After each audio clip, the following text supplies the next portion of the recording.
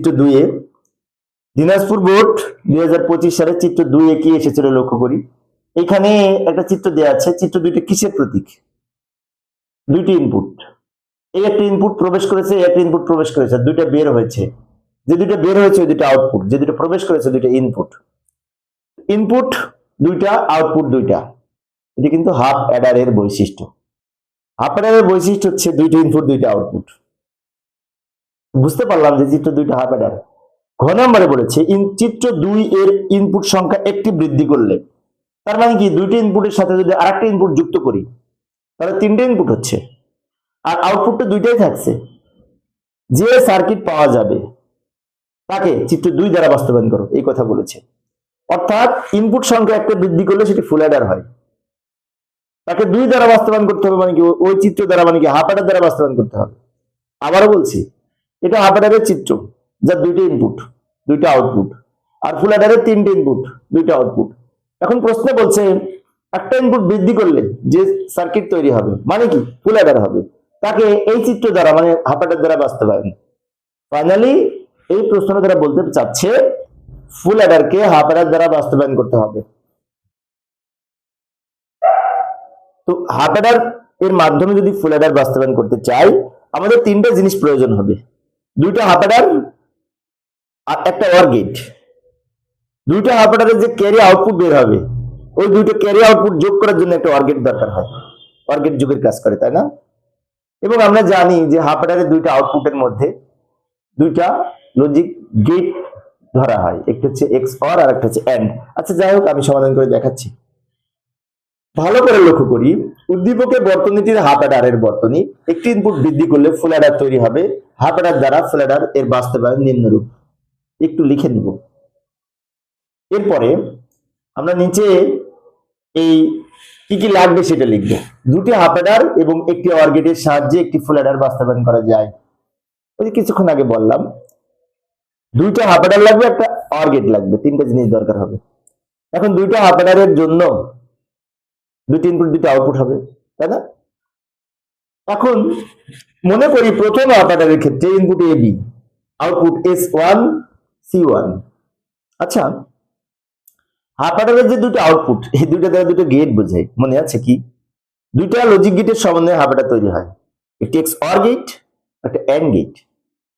তাহলে এই যে এ বি দ্বারা এস এর মানটা এক্স অর হবে আর সি এর মানটা এন্ড হবে।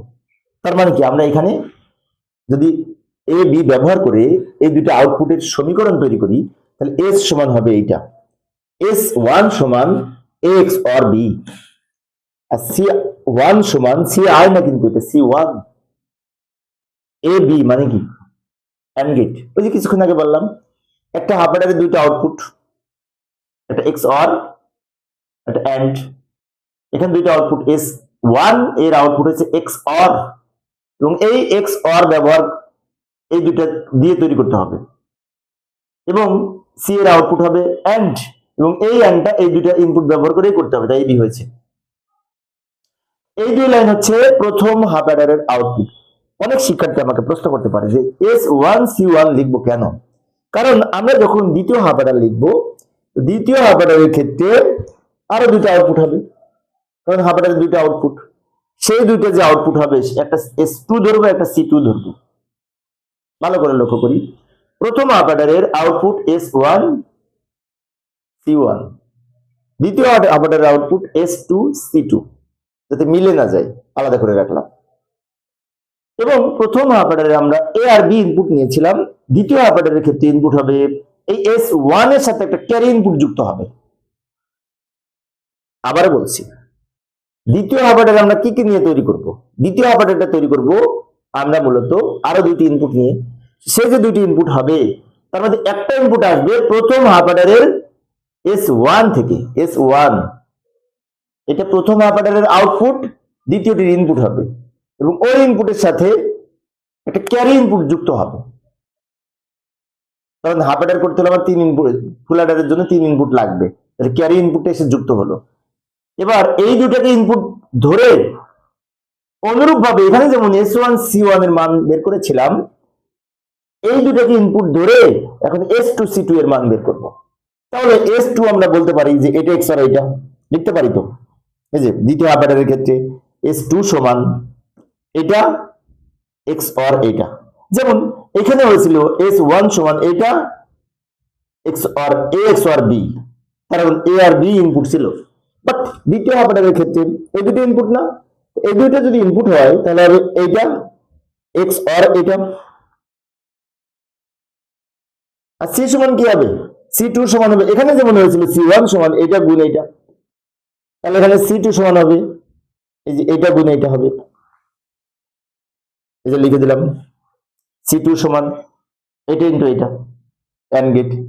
এখন আর একটা কথা তো বলা উচিত, বলা হয়নি, সেটা হচ্ছে এস ওয়ান এর মান কিন্তু এটা এক্স অর বি, তাই আমি এখানে এস ওয়ানটা বাদ দিয়ে যদি এ এক্স অর বি লিখি আর এক্স অর সিটা থেকে যায়, তাহলে এখন আমি বলতে পারি এস টু সমান A x or B XOR C. আচ্ছা, আমরা যখন ফুল অ্যাডার করেছি তখন কিন্তু এস এর আউটপুট পেয়েছি A x or B XOR C পেয়েছিলাম, মনে আছে? তাহলে কিন্তু ফুল অ্যাডারের এস টু দ্বারা একটা বাস্তবায়ন হয়েছে এস এর মানটা। এখন সি টু এর মান এইটা দ্বারা কিভাবে বাস্তবায়ন হলো এটা প্রমাণ করার জন্য আমরা আর একটু কাজ করব। সেটা হচ্ছে পরের পেজে আমি এই কয়েকটা লাইন নিয়ে যাব, এই কয়েকটা লাইন আমি নিয়ে গেলাম পরের পেজে, একটু সময় সেভ করে দিই। আচ্ছা, আরেকটা একটা ব্যাকে একটা জিনিস এখানে বোঝাই দিই, একটা জিনিস এখানে বোঝাই দিই। এটা সমান এটা লিখতে পারি, সি আর লিখে রেখে দিলাম, এবং এস ওয়ান সমান কিন্তু এই যে এটা এটা এস ওয়ানটাকে আউট করে আমি এটা লিখলাম, মানটা লিখলাম। তাই সি টু সমান বলতে পারি এক্স আর B into C I carry input. এখন এই মানটা প্রমাণ করার জন্য, এর মান যে সি টু এটা প্রমাণ করার জন্য আমরা একটা কাজ করব, সেটা হচ্ছে ফুল অ্যাডারের যে আউটপুট ছিল দুইটা, একটা আছে এস আর একটা সি ও ক্যারি আউটপুট। সিও এর মান মনে আছে? ফুল অ্যাডার যারা করেছো, এখানে একটি বিষয় বলে রাখি, ফুল অ্যাডারের দুটি সমীকরণ আছে, সেই সমীকরণ দুটি কিন্তু মনে রাখা লাগবে। এখানে একটা তো আমরা প্রমাণ পেয়েছি, আর আরেকটা সিও এর জন্য আমি যদি নিয়ে এসে রাখলাম, ওই প্রথম হাফ অ্যাডার আর দ্বিতীয় হাফ অ্যাডারের যেগুলো পেয়েছি ওই চার লাইন এখানে নিয়ে এসে রাখলাম, আগের পেজ থেকে নিয়ে এসে রাখলাম। এখানে আমরা জানি যে এস সিও সমান হচ্ছে not BC plus A B not C plus A B C not plus A B C, মনে আছে?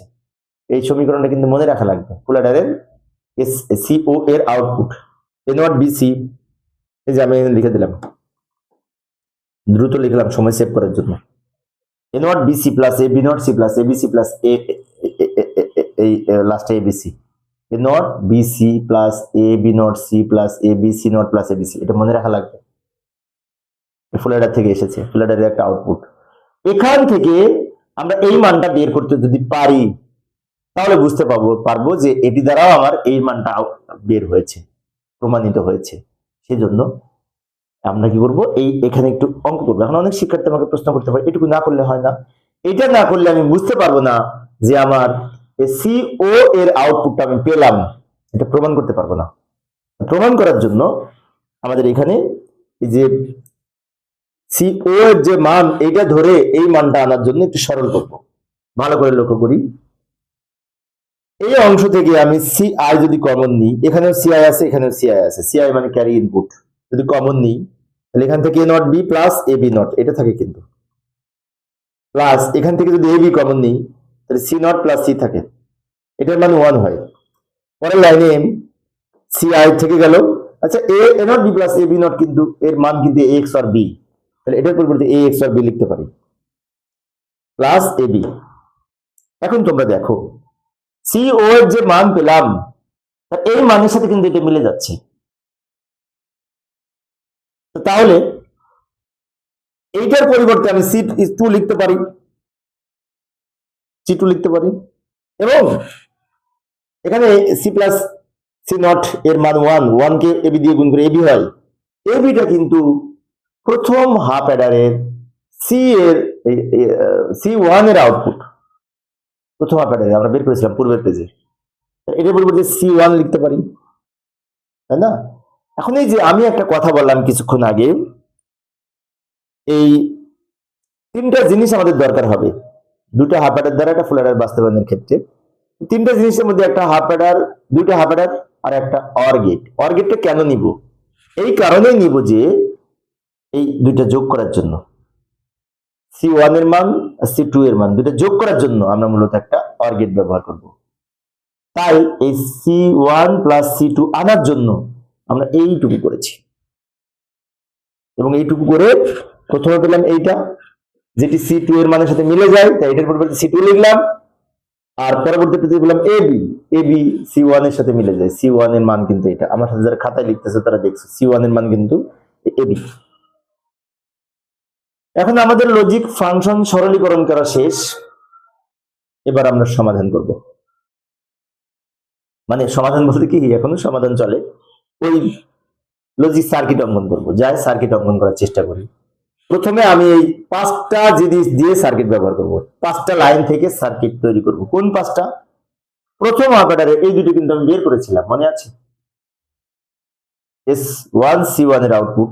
দ্বিতীয় অপারেটরেও এই দুটো বের করেছি, S2 C2 এর আউটপুট, এবং সরল করে আমরা CO সমান কিন্তু এটা পেয়েছি। এই 5টা লাইন দ্বারা আমরা এখন এখানে সার্কিট অঙ্কন করব। ইনপুট কিন্তু প্রথমে A আর B যদি নিই, A আর B, এখান থেকে আমরা অঙ্কন করতে করতে নিচের দিকে আসবো। S1 এর মানটা আগে নির্ণয় করব, A আর B মিলে। এই যে A একটা ইনপুট, B একটা ইনপুট, এই দুটো মিলে XOR হবে। XOR গেট দেখতে এরকম, তাহলে এই লাইনটা হতে পারে S1। আবারও বলছি, প্রথম হাফ অ্যাডার এইটা, আমরা জানি হাফ অ্যাডার দুইটা লজিক গেটের সমন্বয়ে গঠিত, একটা XOR আর একটা AND। তাহলে এইটা একটা XOR একটা AND হয়েছে, এখানেও একটা XOR আর AND হয়েছে। দুইটা হাফ অ্যাডার, এটা একটা হাফ অ্যাডার, এটা একটা হাফ অ্যাডার, দুইটা আউটপুট। তাহলে এটা দিয়ে একটা অঙ্কন করব, এটা দিয়ে একটা অঙ্কন করব, এবং এই CO এর মান পরে দুইটা হাফ অ্যাডারের যে আউটপুট পাবো, ক্যারি আউটপুট, ওই ক্যারি আউটপুট দুটো যোগ করার জন্য আমাদের এটা লাগবে। যাই হোক, আমি উপর থেকে করতে করতে আসি।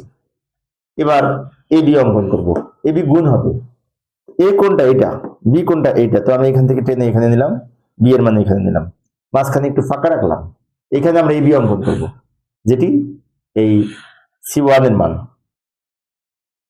তাহলে প্রথম হাফ অ্যাডারে এই দুটো আমরা লিখেছি, XOR গেট আর একটা AND গেট, এটা মিলে একটা হাফ অ্যাডার তৈরি হয়েছে। এবার দ্বিতীয় হাফ অ্যাডারের এই লাইনটা দিয়ে তৈরি করব। এই লাইনটা কি বলছে, এখানেও কিন্তু একটা XOR গেট আঁকতে হবে, একটা AND গেট আঁকতে হবে। XOR গেট যেটি আঁকবো সেটি হচ্ছে S1 আর CI দিয়ে। S1 এইটা, CI নাই, এগুলো, এটা কিন্তু C1, CI না। তাহলে আমাদের S1 এর সাথে XOR করবে CI মানে ক্যারি ইনপুট দ্বারা। তাহলে আমরা এখানে আরেকটি লাইন নিব CI নামে, যার নাম ক্যারি ইনপুট। এবার এটা হচ্ছে S1 আর এই লাইনটা হচ্ছে CI, এই দুইটা মিলে আবার XOR গেট অঙ্কন করব। এই যে লাইনটা বেরোলো এটা হচ্ছে S2। এবার এই লাইনে কি বলেছে, S1 আর CI দুটো গুণ হয়েছে। S1 কোনটা, এটা, CI কোনটা, এটা। তাহলে S1 এখান থেকে নিলাম, CI এখান থেকে নিলাম, দুটো মিলে কি আবার গুণ হয়েছে। গুণ মানে কিরকম, AND গেট অঙ্কন করব, এটার নাম হবে C2।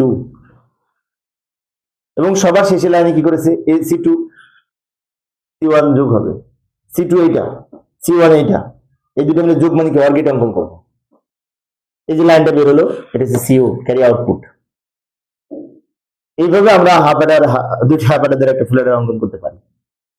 এখন প্রথম হাফ অ্যাডার হচ্ছে এইটা, দ্বিতীয় হাফ অ্যাডার হচ্ছে এইটা, এই একটা হাফ অ্যাডার, এই একটা হাফ অ্যাডার, এবং এই দুইটা হাফ অ্যাডারের দুইটা ক্যারি আউটপুট যেটা বের হয়েছে, অর্থাৎ এই C এর মান আর C এর মান, এই দুইটা মিলে আর একটা OR গেট তৈরি হয়েছে যুক্ত করার জন্য।